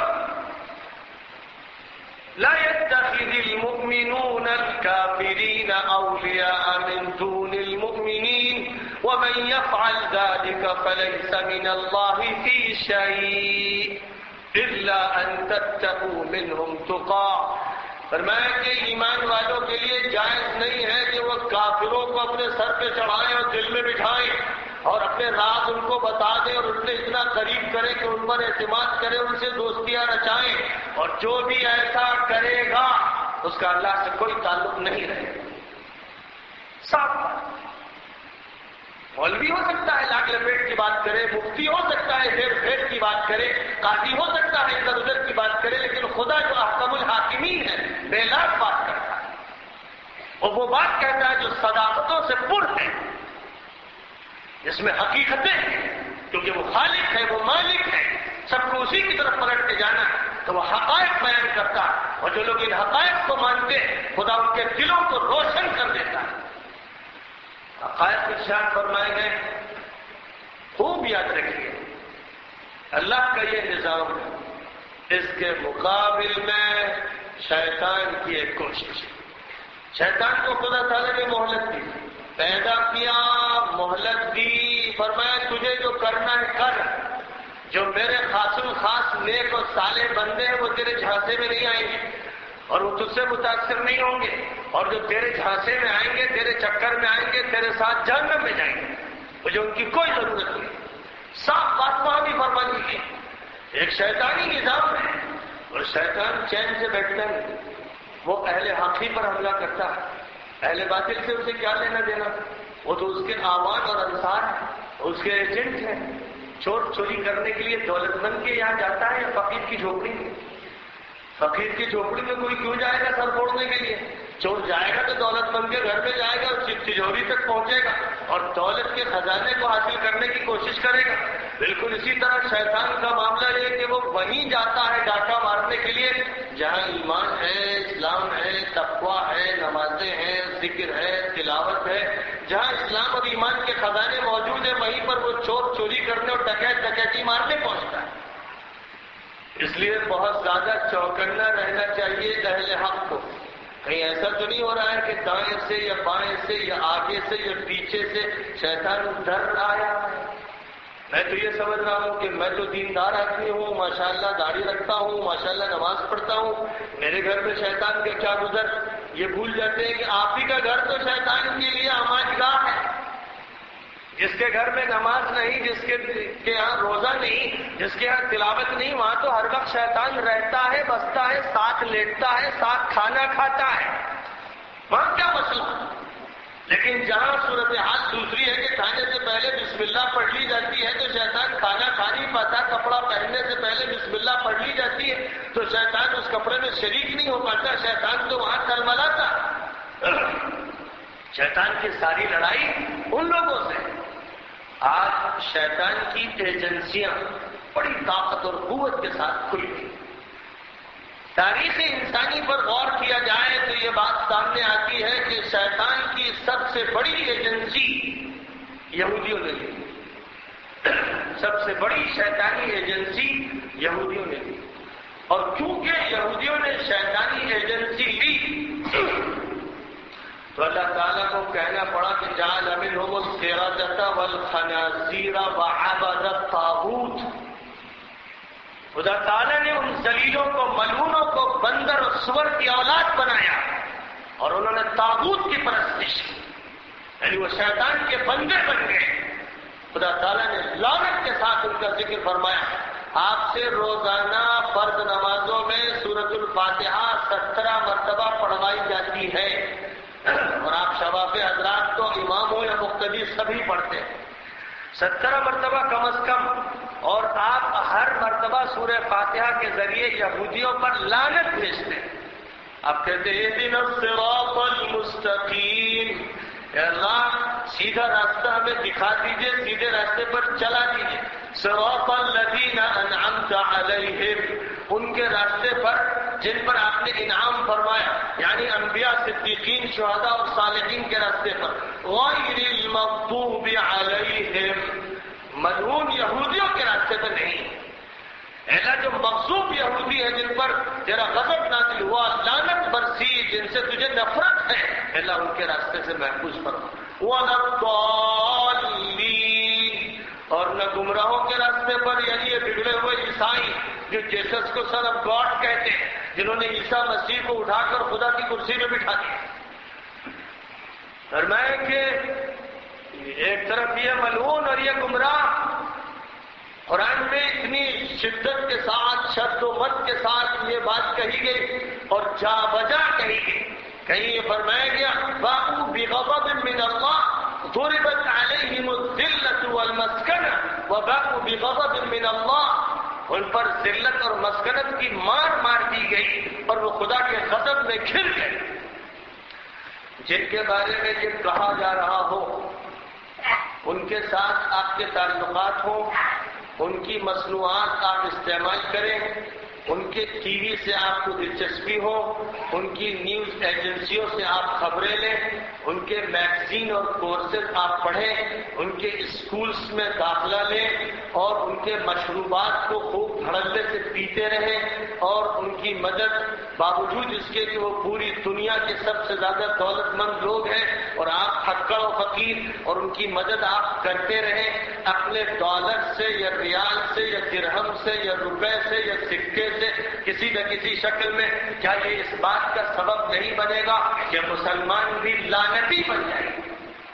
جو لعنتیوں کا ساتھ دے گا، جو لعنتیوں کی نصرت کرے گا، جو لعنتیوں کی چیزیں پسند کرے گا، وہ خود لعنتی ہو جائے گا۔ وَلَا تَرْكَنُوا إِلَى الَّذِينَ ظَلَمُوا فَتَمَسَّكُمُ النَّارُ، فرمایا کہ جو لوگ غلط روش اختیار کیے ہوئے ہیں ان کی طرف دل کا میلان بھی اختیار مت کرنا، ورنہ دوزخ تمہیں نہیں پکڑے، دل کا میلان بھی نہ ہو۔ آج ہم اور آپ سب جانتے ہیں کہ دنیا کے بینکوں پر یہودیوں کا قبضہ ہے، ٹیکنالوجی پر یہودیوں کا قبضہ ہے، دنیا کی پالیٹکس پر یہودیوں کا قبضہ ہے، دنیا کی نیوز ایجنسیوں پر اور میڈیا پر یہودیوں نے قبضہ اپنا بنا رکھا، ملٹی نیشنل کمپنیوں پر یہودیوں نے قبضہ کر رکھا، اور دنیا کے ہر ملک کے حکمران طبقے میں وہ دخیل ہو گئے اور ناک کی نکیل ان کے ہاتھ میں ہے، لگام انہوں نے اپنے ہاتھ میں لے لی، اقوام متحدہ کو ایک ناکارہ ادارہ بنا دیا اور اس کے گردن میں توق ڈال دیا اور پیروں میں بیڑیاں اور ہاتھوں میں ہتھکڑیاں، اس میں اپنے افراد داخل کر دیے، جس کا نتیجہ یہ ہے کہ وہ اسرائیل سے متعلق جب چاہے بل پاس کرے، فیصلہ کرے، قرارداد پاس کرے، وہ جوتوں کی ٹھوکروں میں ڈال دی جاتی اور میلی فائلوں میں اس کو ڈال دیا جاتا ہے۔ لیکن جب وہی اقوام متحدہ فیصلہ کرے یا نہ کرے عراق کے بارے میں یا افغانستان کے بارے میں یا صومالیہ کے بارے میں یا فلسطین کی گورنمنٹ کے بارے میں، اور دنیا کے بہت سے ممالک اس کے ساتھ بھی کیوں نہ ہو اور لاکھوں انسان سڑکوں پر بھی نکل آئے، تو اقوام متحدہ نکمی، بیچارہ، معطل، مفلوج اور خالد زدہ ہو کر تماشا دیکھتی، اور دنیا کی یہودی لابیاں امریکہ کے ذریعے، یورپین کنٹریز کے ذریعے، جس میں بالخصوص برطانیہ ہے، اس کے ذریعے سے ادھم مچاتی ہیں، ظلم کے پہاڑ توڑتی ہیں، اور کوئی ان لعنتیوں پر لگام لگانے والا ہے۔ لعنتی دنیا پر غالب آتے چلے جا رہے ہیں، اور وجہ اس کی یہ ہے کہ جن لوگوں کو ان لعنتیوں سے مقابلہ کرنا تھا وہ ان کے دباؤ میں ہیں، وہ ان کے شکنجے میں ہیں، وہ ان کا کپڑا پہن رہے ہیں، وہ ان کا کھانا کھا رہے ہیں، وہ ان کی ٹی وی دیکھ رہے ہیں، وہ ان کے پروٹوکول کا جز بنے۔ آج سے تقریباً 100 سال پہلے یہودیوں نے ایک پروٹوکول تیار کیا تھا۔ پروٹوکول کا مطلب یہ ہوا کہ وہ ہدایات جو یہودی حکما اور دانشوروں نے دی، انہوں نے اپنے ایک کانفرنس میں ایک پروٹوکول طے کیا تھا جس میں نوجوانوں سے متعلق خاص طور پر یہ بات طے کی گئی تھی، ہم دنیا بھر کے نوجوانوں کو جنسی لذتوں میں، کھیلوں میں، تفریحات میں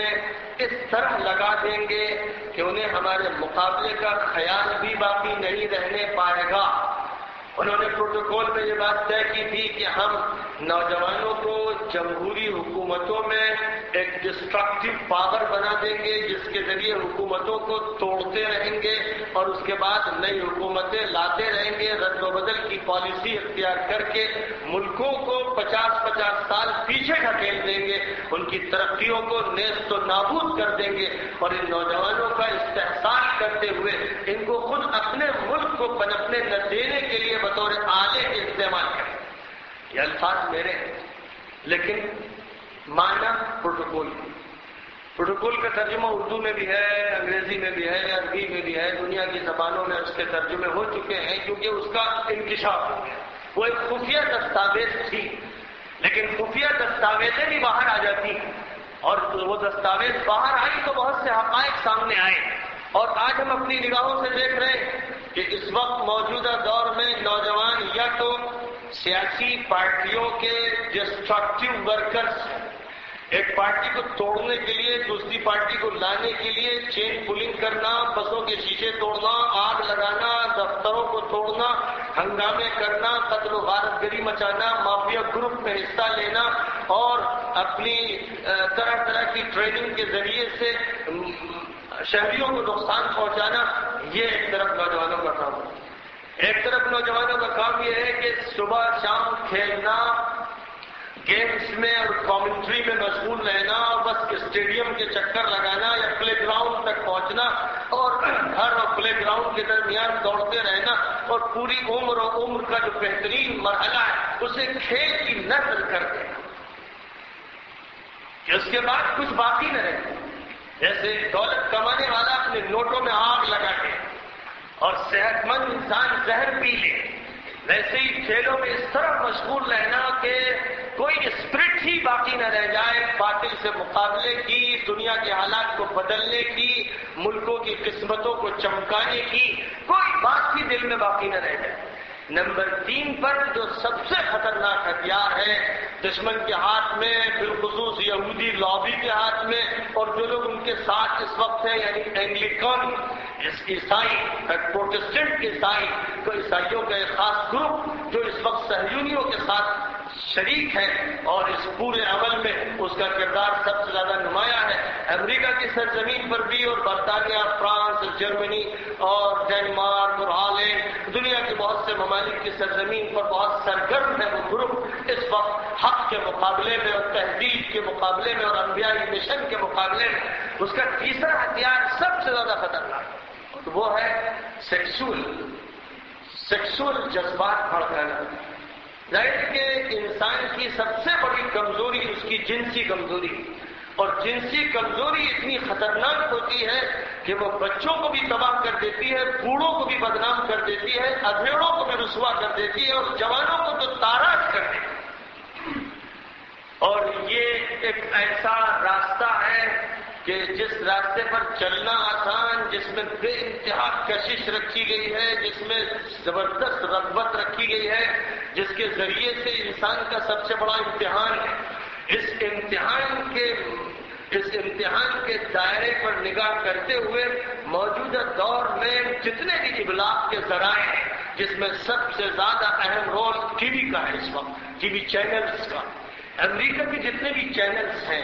برطانیہ کے جتنے بھی چینلز ہیں اور یورپین ممالک کے جتنے بھی چینلز ہیں، ان کے پروگراموں کا بڑا حصہ اوریانیت پر، فحاشی پر، جنسی جذبات بھڑکانے پر اور نوجوانوں کی زندگی سے کھلواڑ پر مبنی ہے، اور یہ پوری پالیسی کے مانتے ہیں۔ ایسا نہیں ہے کہ جو لوگ ملازم ہیں ٹی وی چینلز کے اسٹیشنز میں وہی بگڑے ہوئے لوگ ہیں، وہ ملازم ہیں، نوکر ہیں، چاکر ہیں، غلام ہیں، انہیں پیسہ دیا جا رہا ہے اور وہ اس پیسے کو لینے کی خاطر ہر اس کردار کو ادا کرنے کے لیے تیار ہے کہ جو کردار زہرناک ہے، جس کے نتیجے میں نوجوان ایڈز کے شکار ہو رہے ہیں، جس کے نتیجے میں ہم جنس کی شادیاں ہو رہی ہیں، یعنی بدکاریاں ہو رہی ہیں اور بدکاریوں کے قوانین پاس کیے جا رہے ہیں۔ اس فحاشی کے پیچھے سیاستدان، اس فحاشی کے پیچھے یہودی لابی، اس فحاشی کے پیچھے پالیسی میکرز ہیں، اس فحاشی کے پیچھے بڑے بڑے دولت مند ہیں جنہوں نے اپنی دولت لگا رکھی ہے سینما گھروں میں اور ٹی وی سینٹروں میں، اور فلم میکرز کے لیے لاکھوں کروڑوں اربوں خربوں کی دولت انہوں نے ان کے پیروں میں ڈال رکھی ہے کہ ایسی فلمیں تیار کرو کہ نوجوان بے قابو ہو جائے، اور جب نوجوان بے قابو ہو جائے گا، پاگل ہو جائے گا، وہ چاہے گا کہ بس وہ جھرکتی ہوئی تصویریں دیکھے اور نغمے سن سن کے سوئے، بستر پہ لیٹے تو نغموں کے ساتھ لیٹے، گانے سنے، اور اٹھے تو اسے گانوں کا چسکا بےتاب کرے، اور سب سے پہلے وہ چاہے کہ یا تو کوئی حسین منظر اس کے سامنے آئے جس سے اس کے جنسی جذبات کی تسکین ہو، یا اس کے کانوں میں نغمے گھولے جائیں اور اس کے کانوں میں مزمار کے اور میوزک کے رس ڈالے جائیں۔ یہ بڑا زہرناک، بڑا قاتل، بڑا عیارانہ ہتھیار ہے، اور یہ ہتھیار ایسا ہے کہ جو نوجوانوں کو مفلوج کر دیتا ہے۔ نوجوان ذہنی طاقت سے محروم ہوتے ہیں، نوجوانوں کی اعصابی طاقت جواب دے جاتی ہے، نوجوان گناہوں میں ملوث ہو جاتے ہیں، اور گناہوں میں ملوث ہونے کی وجہ سے احساس جرم ان کے اندر کچوکے لگاتا ہے، اور کچوکے کھاتے کھاتے ان کا دل مردہ ہو جاتا ہے، ان کا ضمیر مر جاتا ہے، پھر وہ فسق و فجور کے عادی ہو جاتے ہیں، اور فسق و فجور کے بغیر ان کی زندگی کٹ نہیں پاتی، پھر وہ اپنے ماں باپ سے دور رہ کر دوستوں اور یاروں کی جگہ تلاش کرتے ہیں، اور جب دوستوں یاروں کی جگہوں پر بھی رقیبوں کی نگاہیں ہوتی تو پھر وہ اپنا علاقہ اور وطن چھوڑ کر کسی دوسری جگہ جا کر اپنے چسکے کا خیال کرتے ہیں اور اپنی لذتوں کو پوری کرنے کی فکر کرتے ہیں، پھر وہ دوسرے ملکوں سے دولت لاتے ہیں اور اس دولت کے ساتھ ساتھ کینسر لاتے ہیں، دل کا کینسر، دماغ کا کینسر، ضمیر کا کینسر، جذبات کا کینسر، ایمان کا کینسر خرید کے لاتے ہیں، دبئی سے ٹی وی کے سیٹ لاتے ہیں، دبئی سے فلمیں لاتے ہیں، اور عالم عربی سے یہاں تک کہ سعودی عرب کی سرزمین سے، مکہ مکرمہ سے، مدینہ منورہ سے گانے کے کیسٹ اور فلم کے کیسٹ، آڈیو، ویڈیو، فلاپی اور سی ڈی لے کر آتے ہیں۔ ظاہر ہے کہ یہ سب سے بڑے منحوس، بدقسمت، ظالم، ستمگر، خدا کے باغی اور نبی کے دشمن ہیں، جنہوں نے فحاشی کو رواج کیا، جنہوں نے فحاشی کے اڈے اپنے گھروں میں بنائے۔ پہلے شہر میں کوئی ایک سینما گھر ہوتا تھا، اور اس سینما گھر میں جو جاتا تھا اسے برا آدمی سمجھا جاتا تھا۔ اب سینما گھر گھر گھر ہے، لوگوں نے گھروں میں سینما گھر بنائے، اور اس آیت کریمہ کا مصداق ہے سورۃ النور کی آیت کریمہ۔ سورۃ النور کی آیت کریمہ ہے جس میں حضرت عائشہ پر تہمت کا تذکرہ ہے اور تہمت لگانے والے بدکار لوگوں کا ذکر فرمایا گیا ہے۔ اسی میں فرمایا ان الذين يحبون ان تشيع الفاحشة في الذين آمنوا لهم عذاب أليم في الدنيا والآخرة۔ جو لوگ یہ چاہتے ہیں کہ فحاشی اور بریانی پھیلے، جو لوگ وی سی آر دکھاتے ہیں اور فلمیں دکھاتے ہیں جن میں عورتیں چرکتی ہیں، ناچتی ہیں، ننگی ہوتی ہیں، سینہ کھولتی ہیں، پنڈلیاں کھولتی ہیں، بدکاری کے رجحانات کو پروان چڑھاتی، ایجنٹ بن کر دشمنوں کا ایجنٹ بنتی اور ایجنٹ بن کر شیطان کے اشاروں پر ناچتی اور چھڑکتی ہیں تاکہ جذبات سے کھلواڑ کر کے نوجوان کے اندر سے شجاعت کو، ہمت کو اور حوصلے کو نکال کے باہر پھینک دیا جائے اور اسے ایک دیوس نوجوان بنا دیا جائے جس کی صحت بھی برباد، جس کی نگاہوں کا نور برباد، جس کے دل کا سرور برباد ہو جائے۔ اس کی خاطر جو لوگ ٹی وی اپنے گھر میں رکھتے ہیں اور فلمیں دیکھتے ہیں، وی سی آر لاتے ہیں اور فلمیں دیکھتے ہیں اور دوسروں کو، دوستوں کو، ساتھیوں کو، رشتہ داروں کو ملا کے دکھاتے ہیں، یا جو لوگ کسی بھی ایسے منظر کو دکھاتے ہیں جو منظر اسلامی شریعت کے نقطۂ نظر سے صحیح نہیں۔ کھیل بھی آج ہوتے ہیں تو کھیلوں کے بیچ بیچ میں ایڈورٹائزمنٹ کے پروگرام آتے ہیں، اور ایڈورٹائزمنٹ کے جو پروگرام آتے ہیں کسی کمپنی کے، کسی دکان کے، کسی چیز کے، ان کے اندر بریانیت بھرپور طریقے پر ہوتی ہے۔ لہذا کھیل دیکھنے والا بھی بری نہیں جو یہ کہہ رہا میں تو کھیل دیکھ رہا ہوں۔ پھر کھیل لڑکیوں کے بھی ہیں جن کی رانیں کھلی ہوئی ہیں، جن کے سینے کھلے، جن کے سر کھلے۔ کھیل لڑکوں کی بھی ہیں جنہوں نے اپنی رانیں کھول رکھی، اور اس طرح بے حیائی کی کھلی دعوت کھیلوں میں ملے، جن کے یہاں شرم نہیں، جن کے یہاں حیا نہیں، جن کے یہاں اخلاق نہیں، جن کے یہاں تہذیب نہیں، جن کے یہاں کھیل ہے لذت کے لیے، پیسے کے لیے، شہرت کے لیے اور اخباروں میں نام آنے کے لیے۔ اور اخبارات کا حال کیا ہے؟ اخبارات، ٹی وی، میگزین کھیلوں کی خبروں سے بھرے پڑے، کئی صفحات، انگلش اخبارات خاص طور پر دیکھیے اور ہندی اخبارات دیکھیے، کئی صفحات کھیلوں کے لیے وقت۔ آخر سوال یہ ہے کہ کھیلوں کے لیے کیوں وقت؟ لوگ سمجھتے ہیں کہ بس اتفاقاً ایسا ہے کہ کھیل زیادہ ہو رہے ہیں تو خبریں زیادہ ہیں، بالکل ایسا نہیں۔ کھیلوں کے لیے زیادہ کالم وقت کیے گئے ہیں پروٹوکول کے ایگزیکیوشن کے لیے۔ یہودیوں کا پروٹوکول کیونکہ یہ ہے کہ کھیلوں میں الجھا دینا ہے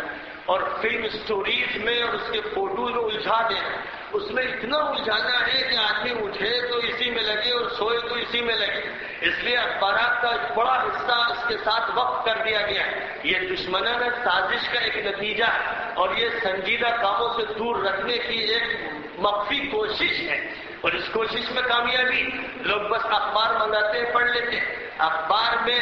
وہ تصویریں نمایاں کی جاتی ہیں کہ جن میں عریانیت زیادہ سے زیادہ، بالخصوص انگلش پریس، ہندی پریس، جو عورت جتنی ننگی ہو کر اپنا پوز دے مقابلہ حسن میں مثلا یا کسی فلم میں پوز دے، اس کے فوٹو کو سر فہرست دیا جائے گا. یہ اسی پروٹوکول کا نتیجہ ہے، یہ اس پروٹوکول کا ایگزیکیوشن ہے. یعنی اس لیے یہ سب کیا جا رہا ہے کہ آپ اخبار دیکھیں تو انہی تصویروں میں آپ کی نگاہ الجھ کے رہ جائے. آج پڑھے لکھوں کو جو پی ایچ ڈی ہولڈرز ہیں، بڑے بڑے اسکالرز ہیں، آپ جہاز پر بیٹھیے اور بغل میں آپ کے بڑے پروفیسر صاحب بیٹھے ہوں گے، اخبار نکالیں گے اور انہی تصویروں کو دیر تک دیکھتے رہیں گے. ان کا بھی حشر یہ ہوگا. اچھے اچھے پڑھے لکھے لوگ، سمجھدار اور سنجیدہ لوگ، عمریں بھی ان کی اچھی خاصی، داڑیاں ان کی پک چکی ہیں، سر کے بال سفید، لیکن فلم کے ان پوزوں کو بہت توجہ سے، بہت دلچسپی سے دیکھتے ہیں کیونکہ وہ جنس زدہ ہے، جنس ان کی بیمار ہے، وہ سیکسول جذبات کے مریض بنے ہوئے ہیں. لہذا پورا معاشرہ بگڑتا چلا جا رہا ہے، تباہ ہوتا چلا جا رہا ہے. اور اس معاشرے میں اب کون پیدا ہوگا؟ سہیل رومی، کون پیدا ہوگا؟ خبیب و خباب، کون پیدا ہوگا؟ سعد بن ابی وقاص اور خالد بن الولید، کون پیدا ہوگا؟ محمد الفاتح اور محمد بن قاسم. اب وہ لوگ کیسے پیدا ہوں؟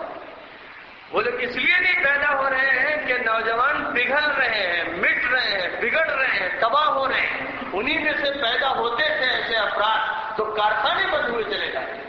مردم گری کے کارخانے بند ہوتے چلے جا رہے ہیں. اسی لیے آپ روزانہ سنتے کہ آج اتنے فلسطینیوں کو مارا گیا، آج اتنے بم گرائے گئے، آج اتنے لوگ تباہ کیے گئے. لیکن مصر، سعودی عرب، امارات، کویت، قطر، کہیں سے کوئی محمد بن القاسم اور کوئی سعد بن ابی وقاص اور کوئی محمد الفاتح اٹھتا نہیں. کسی کی حمیت کی رٹ پھڑکتی، اس لیے کہ عیاشی نے انہیں نکما اور مفلوج کر دیا. عیاشی نے انہیں مفلوج کر دیا. اور جو لوگ ہیں ایسے جن کو دینی تحریکات نے قوت دی، جنہوں نے اچھی تربیت حاصل کی ہے، جنہوں نے کہیں کچھ ٹریننگ لی ہے، وہ ابھر نہیں سکتے کیونکہ ابھرے تو سر کچل دیے جائیں، اٹھے تو جیلوں کی کوٹریوں میں انہیں ٹھوس دیا جائے. تو دو طرح کی صورتحال ہے. ایک طرف وہ لوگ ہیں جو حق کا احقاق چاہتے ہیں، تو ہماری ہی حکومتیں ہم پر مسلط کی گئی، ان کے بھیجے خاک ہو. آپ دیکھ رہے ہیں کہ اس وقت الفتح کے لوگ فلسطین میں حماس کے لوگوں پر اس طرح حملے کر رہے ہیں جیسے حملے اسرائیلی بھی نہ کرتے ہوں گے. فلسطین داڑھی والیوں کو پکڑ پکڑ کے ان کی داڑیاں نوچ رہے ہیں، ان کی کھال جلا رہے ہیں اور ان کو کچوکے لگا رہے ہیں اور ان کی بندوقوں کے کندوں سے ان کے ہڈیوں پر مار رہے ہیں اور ان کو گالیاں بک رہے ہیں اور ان کے ساتھ قرآن اور اللہ اور رسول کو گالیاں بک رہے ہیں. یہ الفتح کے لوگ. فلسطین میں یاسر عرفات کی پارٹی کے لوگ، سیکولر مائنڈیڈ، عباس جو اس وقت صدر بنا بیٹھا ہے فلسطین کا، اور اسی طرح دہلان اور کئی ایجنٹ اسرائیل کے، وہ اس پر لگے ہوئے ہیں کہ کسی طرح کی حماس کی حکومت کو جینا نہ دیا جائے، ختم کر دیا جائے اور ختم کر کے ہی اس نے دب لیا. یہ اسرائیلی، یہ ایجنٹ جو یہ ان کے ہرکارے، انہیں کام سونپا گیا ہے کہ تم گھر ہی میں انہیں مار دو. جیسا کہ عراق کی سرزمین پر اس وقت وہاں کی غلام ایک خرید کردہ حکومت، مالکی کی جو شیعہ حکومت ہے، اسے سنی جانبازوں کی کمر توڑنے کے لیے مسلط کیا گیا ہے. اسے یہ کام دیا گیا ہے کہ قیادت کیونکہ سنیوں کے پاس ہے، امریکہ کے خلاف وہی سب سے زیادہ اٹھے ہوئے اور کھڑے ہوئے، لہذا اندرونی طاقت سے یہ کہا گیا کہ ان کی کمر توڑ دو. اور سچی بات یہ ہے کہ شیعوں کے جیلوں میں سنیوں کو جو اذیتیں عراق میں دی جا رہی ہیں وہ امریکہ کی جیلوں سے زیادہ سخت اور شدید. یہ سب اس لیے ہو رہا ہے کہ کس طرح سے مسلمان طاقت کو آپس میں ٹکرا کر توڑ دیا جائے، انہیں اٹھنے ہی نہ دیا جائے، یہ اٹھ کے ہم سے مقابلہ نہ کر سکے. اور اس مشن میں وہ بڑی حد تک کامیاب ہے. یا تو مسلمان سمٹے ہوئے ہیں یا اپنے علاقوں میں محدود ہیں یا اٹھتے ہیں تو پھینک دیے جاتے ہیں، اور جو اس پوزیشن میں ہے کہ مقابلہ کریں وہ خریدے ہوئے ہیں، انہوں نے کمپرومائز کر رکھا ہے، وہ ایجنسی کھولے بیٹھے ہوئے ہیں۔ صورتحال بڑی بھیانک ہے۔ ایسی صورتحال میں پوری دنیا کے مسلم نوجوانوں کو چاہیے کہ اپنی ماضی کی تاریخ کو جھروکوں سے دیکھیں اور صحابہ کرام کے اور تابعین کے حالات پڑھیں اور مجاہدین کی زندگیوں سے واقف ہوں اور اپنے کو مضبوط بنانے کی کوشش کریں اور حضور پاک علیہ الصلوۃ والسلام کی ہدایات پر عمل کرتے ہوئے نشانہ بازی سیکھیں، گھوڑ سواری سیکھیں اور ورزشیں کریں اور اپنے کو طاقتور اور توانا بنائیں، اور اسی کے ساتھ ساتھ اللہ کی بندگی کا نقش اپنے دل پر گہرا کریں، نمازوں کی پابندی کریں، تلاوت کا اہتمام کریں، اللہ کے ذکر سے دل کو معمور رکھیں، آپس کا اتحاد ہر صورت میں قائم رکھیں اور مسلمانوں کے تمام مسائل پر نگاہ رکھتے ہوئے جہاں پر جیسی مدد کی ضرورت ہو اس مدد کے لیے قدم آگے بڑھائیں، حوصلے اپنے بلند رکھیں اور یہ طے کریں کہ انشاءاللہ صرف بھٹکل کی سرزمین پر نہیں، ہندوستان گیر پیمانے پر، عالمگیر پیمانے پر بیت المقدس کی مدد کے لیے، مسجد اقصیٰ کی حفاظت کے لیے جہاں ضرورت پڑے گی ہم حاضر ہوں۔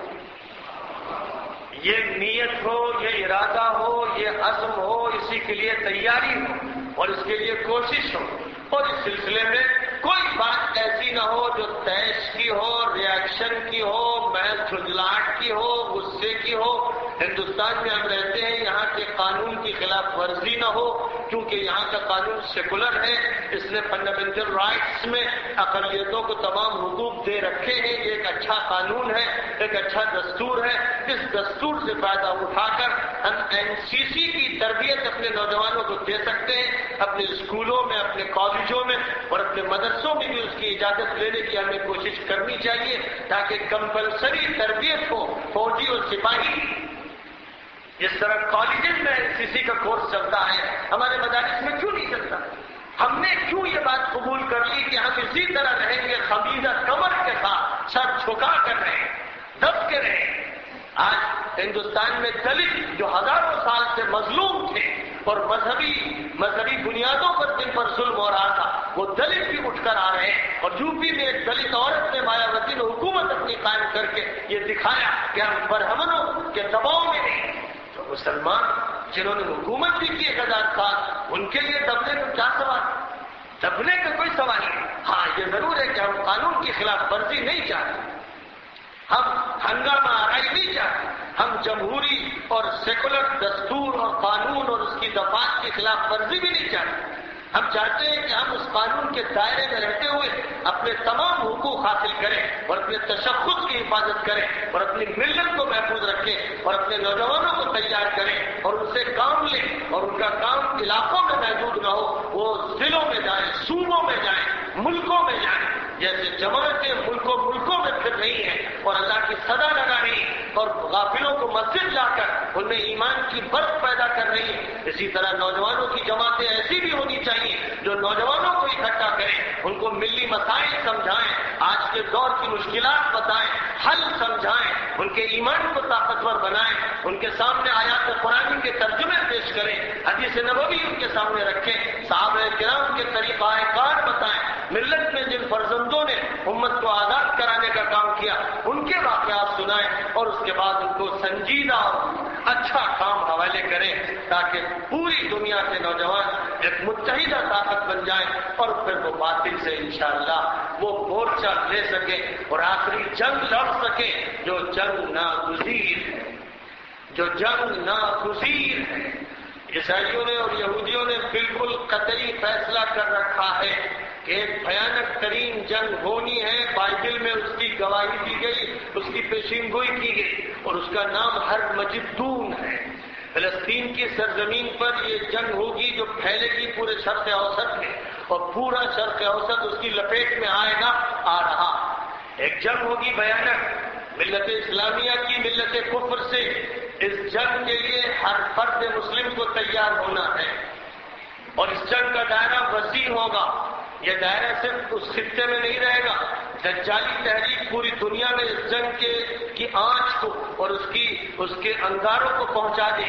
پھر آپ ہندوستان میں رہتے ہوئے اس تحریک کے شراروں سے جھلسیں گے اور اس کے انگاروں سے جلیں گے، اور یہاں آپ کا دماغ متاثر ہوگا، اور یہاں دل بگڑے گا، اور یہاں نوجوان ہاتھوں سے نکلیں گے، اور یہاں عورتیں بے پردہ ہوتی چلی جائیں گی، اور عورتیں مردوں کا لباس پہنیں گی، پینٹ پہنے، شرٹ پہنے، اور مرد عورت بننے کی کوشش کریں گے، جنس بدلی جائے گی اور صورتحال تبدیل کرنے کی کوشش کی جائے گی، نصاب تعلیم بدل کر ایک ایسا سیکولر نصاب تعلیم بنایا جائے گا جو یہودیوں کے ماتحت ہو اور ان کی غلامی کے لیے دنیا کو تیار کرے، اور نصاب تربیت بھی تبدیل کیا جائے گا اور ذرائع ابلاغ پوری طرح سے چینج کر دیے جائیں گے، آپ کی خبر اس میں نہیں دی جائے گی اور آپ کے خلاف خبر بہت ہی سرخیوں کے ساتھ اور بہت ہی جلیل الفاظ کے ساتھ دی جائے گی۔ یہ سب کچھ ہوتا چلا جائے گا، اور جتنا وقت آگے بڑھے گا اتنا ہی زیادہ یہ فتنہ آگے بڑھے گا، اس لیے اس فتنے سے مقابلہ کرنے اور حق کا دفاع کرنے کے لیے ہر فرد کو تیار ہو جانا چاہیے۔ بڑی خوشی کی بات ہے کہ آپ کی فیڈریشن میں نوجوانوں کے کلب شریک ہیں جو ورزش کا اہتمام کرتے ہیں، ان کو کھیلوں کا کلب نہ کہا کیجیے، کھیلوں کا کلب نہیں ہے، یہ ورزش کا کلب ہے۔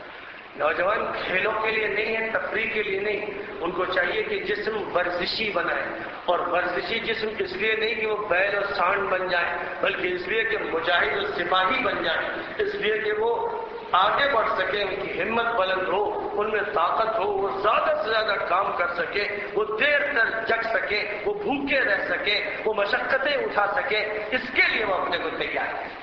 تو اگر اس کے لیے انشاءاللہ نوجوان تیار ہو جائیں گے تو بھٹکل سے آگے بڑھتے ہوئے پورے کرناٹک میں اپنی بات کو پہنچائیے، کیرالہ اور تامل ناڈو میں پہنچائیے، اور نوجوانوں کو جوڑتے چلے جائیے، اس طرح سلسلے کو آگے بڑھائیے، انشاءاللہ کامیابی قدم چومے گی، اللہ آپ کے ساتھ ہوگا اور اس کی نصرت آپ کو حاصل ہوگی۔ وآخر دعوانا ان الحمد للہ رب العالمین، وصلی اللہ تعالی وسلم۔